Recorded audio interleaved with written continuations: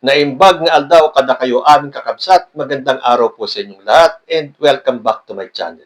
Meron po akong gustong reaksyonan na isang pare. Siya po ay isang Romano-Katolikong pare. At kung matatandaan ninyo, meron pong signature campaign ang mga DDS ngayon. Yung Tay Kami Naman. Kung saan ang goal nila ay makalikom sila ng 1 million signatures. Yun po ang pagkakaalam ko. Nung una, ang target nila ay 1 million signatures para daw hikayatin ang Supreme Court para maglabas ng ruling na pauwiin ang dating Pangulong Rodrigo Duterte sa Pilipinas. Ngayon, porque hindi yata nila mamimit yung 1 million, binabaan na nila. 500,000 signatures na lang ang kanilang target. E di okay, syempre may mga pipirma dyan dahil meron naman po talagang supporters ang mga Duterte. Although, hindi na po kasing lakas nung dati. Tanggapin man nila yan o hindi. Halos kalahati na po ang nabawas sa mga sinasabing PDS o yung mga diehard Duterte supporters. What caught my attention ay itong pagpirma ng isang paring Katoliko. Okay lang sana kung siya ay ordinary citizen. Kanya-kanya po talaga yan ng paniniwala. Although, syempre, pagdating sa mga pare, meron naman tayong freedom of choice. At ang pinili ng paring ito ay pumirma doon sa signature campaign. Sabi po dito sa balitang nabasa ko, Roman Catholic priest, Reverend Father Crescenciano Shano Ubod, has drawn mixed reactions from netizens after he was seen signing the petition for the Tay Kami Naman Global Signature Campaign, which is being spearheaded by supporters of former President Rodrigo Roa Duterte. Sa akin nung una, okay lang. Kanya-kanya yan ng choice eh. Kung sa tingin ng parang ito ay naniniwala siya kay Duterte, edi so be it. But on second thought, pari ka eh, na kung ang mga miyembro ng Catholic faith tulad ko ay naniniwala sa ating Panginoon Diyos, lalo na siguro dapat ang mga pari. Dahil sila ay pinili ng Diyos para maglingkod sa Kanya at paglingkuran ang mga miyembro ng simbahang Katoliko. So parang nagkaroon ng conflict dito kay Father Ubod. Sabi kasi ni Father Shano Ubod, ang Tay Kami Naman Signature Campaign ay pagpapakita ng pagmamahal sa bansang Pilipinas at sa ating konstitusyon dahil unconstitutional ang pagdakip ng ICC kay Digong. So, ang pagpirma daw dun sa campaign nila ay pagpapakita ng pagmamahal sa bansa at sa ating konstitusyon. At naniniwala si Father Ubod na unconstitutional ang pagkakadakip kay former President Rodrigo Duterte. Yun ayon sa pananaw ni Father Shano Ubod. Basahin ko naman ang reaksyon ng Catholic Faith and Politics page dito sa Facebook. Sabi dito, Father Shano, binigyan ng bagong interpretasyon ang konstitusyon para kay Duterte. Talaga namang kahanga-hanga ang pananaw ni Father Shano na ang pagpirma sa Tay Kami Naman campaign ay ang rurok ng pagiging makabayan at pagmamahal sa bansa.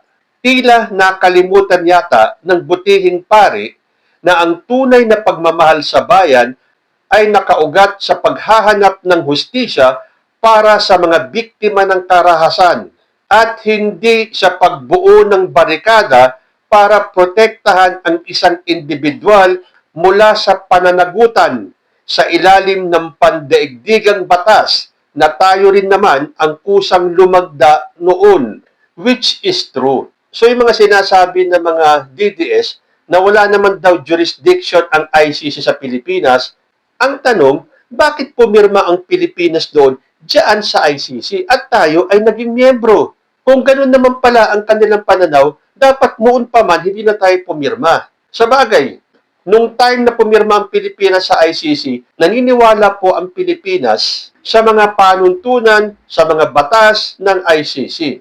Para nga naman kung may mga umaabusong mga world leaders na hindi kayang panagutin ng sarili nilang bansa, nandyan po ang ICC. The fact is, sa Pilipinas, hindi pwedeng dito litisin si Rodrigo Duterte dahil alam naman natin na ang Supreme Court ay hawak ng mga Duterte. Tingnan ninyo ang komposisyon ng Supreme Court. Halos lahat dyan ay appointee ni former President. So ano ang aasahan ninyo sa magiging hatol nila kay Duterte? Hindi ba? Kaya yung mga biktima, kasama si former Senator Sani Trillanes sa ICC, nagdemanda. Kaya ngayon, lilitisin si Duterte sa ICC. At tayo, bilang miyembro noon, dapat tayong sumunod sa pandaigdigang batas. So ano ang kinukuda ng mga DDS ngayon na unconstitutional daw itong pagpayag na dalhin si Duterte sa ICC? At bakit ba kumalas si Digong sa ICC? Doon sa mga emosyon ang pinaaandar at ayaw alamin ng totoo, isipin ninyo, miyembro tayo ng ICC. Bakit kumalas si Digong sa ICC? Dahil natunugan niya na siya ay paiimbestigahan dahil sa kanyang war on drugs sa mga EJK na nangyari. So, para maiwasan na siya ay maimbestigahan at kasuhan, winidraw niya ang membership ng Pilipinas sa ICC. O hindi ba halatang halata? Bakit hindi maisip ng mga DDS yun? Alam kasi ni Rodrigo Duterte na may nagawa siyang krimen na para sa ICC ay crimes against humanity. Mabigat pong kaso yun. At kung dito na lang inamin ng gobyerno na libo-libo ang naging biktima ng EJK. So, paano malulusutan ni Digong yan? At paano nyo ipagpipilitan na walang jurisdiction ang ICC sa Pilipinas? Ang hinahabol ng ICC ay yung mga krimen na nagawa ni Duterte at ng kanyang mga cohorts nung tayo ay miyembro pa ng ICC. Hindi kaya alam ng paring ito yung history ng kaso ni Digong sa ICC? Tuloy ko, nakakamangha rin ang kanyang legal expertise sa pagbansag na unconstitutional ang ginawa ng International Criminal Court. Mukhang kailangang paalalahanan ang ating madasaling Father Siano na mismong ang ating Korte Suprema sa kasong Pangilinan versus Cayetano ang nagpaliwanag na ang pag-alis ng Pilipinas sa Rome Statute ay hindi nagbubura sa obligasyon at jurisdiksyon ng ICC sa mga krimeng naganap noong tayo ay miyembro pa. Ang konstitusyon ay binuo upang protektahan ang buhay ng bawat Pilipino. Ito'y hindi ginawa para takasan ang mga aligasyon ng crimes against humanity.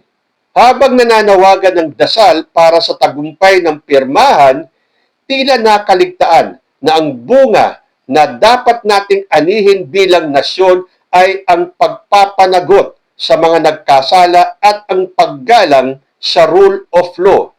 Ang pagtatago sa likod ng soberanya para iwasan ang investigasyon ay hindi pagtatanggol sa bansa, kundi pag-amin na tila may kinakatakutang harapin sa harap ng ebidensya. Kung tunay na walang itinatago, bakit kailangang dumaan sa signature campaign sa halip na patunayan ang kawalang sala sa harap ng korte? Totoo naman, di ba? Yan ang lagi natin sinasabi.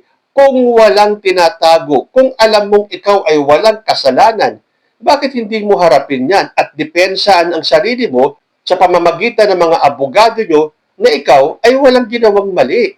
So okay, para sa akin, kung ito ang dahilan ni Father Ubod, paniniwala niya yon kahit na baluktutin niya ang konstitusyon, ibigay na natin sa kanya yan. Meron nga tayong freedom of choice eh. Ang hindi ko lang matanggap na itong si Father Siano Ubod ay isang Roman Catholic priest. Hindi ba alam ni Father Ubod na tinawag ni Digong na stupid ang kanyang Diyos? Hindi ba alam ni Father Ubod na minura ni Rodrigo Duterte ang ating Panginoon? Hindi ba alam nitong si Father Ubod na binastos at minura ni Digong ang ating Santo Papa? Well, alam po natin sa ating mga Katoliko na ang Santo Papa ang representasyon ng ating mahal na Poong Hesus. Siyempre sa ibang relihiyon po, hindi naman po uso sa kanilang Papa. Sa ating pong mga Katoliko meron. So kung ano po ang paniniwala nila, okay lang po yun. Kasi hindi naman po sila Katoliko. Pero itong si Father Ubod, Katoliko na, pari pa ng simbahang Katoliko. Natanggap mo yon, Father Ubod, na tinawag ni Digong na stupid God, yung Diyos na naglagay sa iyo dyan sa pwesto mo? Natanggap mo, Father Ubod, na minura ni Digong ang Santo Papa? Doon po kasi sa gustong malaman, bakit nga ba tayo may Santo Papa? If you are going to trace back the history of the popes, malalaman nyo na ang unang Santo Papa ay si Saint Peter o si Pedro. Dahil sabi ng Panginoon Diyos, upon this rock, I will build my church. So, inatasan niya si Pedro na maging kauna-unahang Papa. So, mula kay Pedro hanggang sa ating Papa sa ngayon. Pero yung Pope na yan ay minura ni Digong. At yan, tinanggap ni Father Ubod. Okay na siguro eh. Tao lang naman din yung Santo Papa na yan eh. Minura ni Digong, okay lang kay Father Ubod. Pero ang tawaging stupid God ni former President, ang ating Panginoon, natanggap mo yon, Father Ubod? Dahil kung titignan natin, mas pinaburan mo itong taong tumawag ng stupido sa ating Diyos kesa dun sa Diyos mismo na pinaglilingkuran mo. Nasaan ang loyalty mo dyan? Tandaan po natin, nakalagay sa Biblia, you cannot serve two masters. Pari ka pa naman ng simbahang Katoliko. So para sa akin, wala akong pakialam. Wala akong masasabi kung ang choice itong si Father Ubod ay sabihin niya na ang constitutional yung pagkakadakip kay former president at dinala sa The Hague. Yan po ang paniniwala niya eh. So be it. Ang hindi ko talaga matatanggap, pari ka pa man din ng simbahang Katoliko at pumayag ka dahil pumirma ka sa signature campaign eh. Meaning, pumapayag ka na bastusin ang Papa, na murahin at tawaging estupido ang ating Panginoon Diyos. Madalas ko nababanggit ito eh. Tinatanong ko yung mga deboto ng ating Panginoon. Yung halos araw-araw dumadaan ng simbahan at paglinggo talagang umaattend ng misa. Pero, mga nakasuporta kay Rodrigo Duterte, dapat mamili kayo. Sino ba ang paglilingkuran nyo? Ang ating ama o si Rodrigo Duterte? Kasi para sa akin, you can make choices sa ibang aspeto ng buhay natin. Kanya-kanya po yan eh. We have the freedom of choice. Binigay po yan ng ating Panginoon sa atin. Freedom to choose. Pero pagdating sa usaping ito, nagdadasal kayo sa ating Panginoon Diyos, and yet sumusuporta kayo sa taong tinawag na stupido, yung taong dinarasalan ninyo. Nasaan po ang logic doon? Matagal na akong naghihintay sa comment section ko na merong isang Katoliko na magpaliwanag kung bakit siya ay Romano Katoliko, ang Panginoon niya ay ang ating Diyos, pero tanggap niya na tawaging estupido ni Rodrigo Duterte ang ating Panginoon.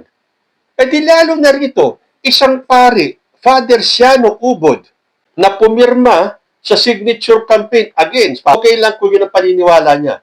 Pero pagdating sa usaping moral, tanggap ni Ubod na tawaging estupido ang kanyang Diyos? Father, servant of God ka ba o servant ni Duterte? Pero tandaan po natin kung totoong paring Katoliko ito, he is just a part of the church. He doesn't represent the whole Catholic Church. I hope he will be enlightened. Sana magising siya, matauhan sa katotohanan. Isa rin siyang nabingi at nabulag. Alam mo dapat, Father, ang gawin mo, umalis ka na sa Catholic Church. Kahihiyan ka po ng simbahang Katoliko. Dapat nanahimik ka na lang eh. Kasi kung para sa'yo, okay lang na pumirma dyan sa signature campaign dahil meron ka pinaglalaban at para sa'yo ay unconstitutional yung ginawang pag-aresto kay Digong, fine with me.